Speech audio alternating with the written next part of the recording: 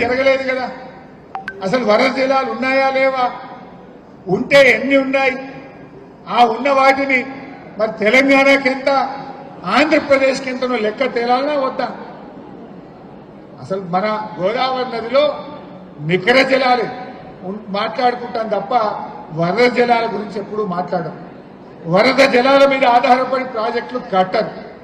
మరి ఆ నికర జలాలు ఉన్నాయా, వరద జలాలు ఉన్నాయా, ఎన్ని నీళ్లు ఉన్నాయని లెక్క తేలినాక అందులో తెలంగాణ వాటా ఎంత, ఆంధ్ర వాటా ఎంతో లెక్క తేలినాక నువ్వు ప్రాజెక్టు కట్టాలి.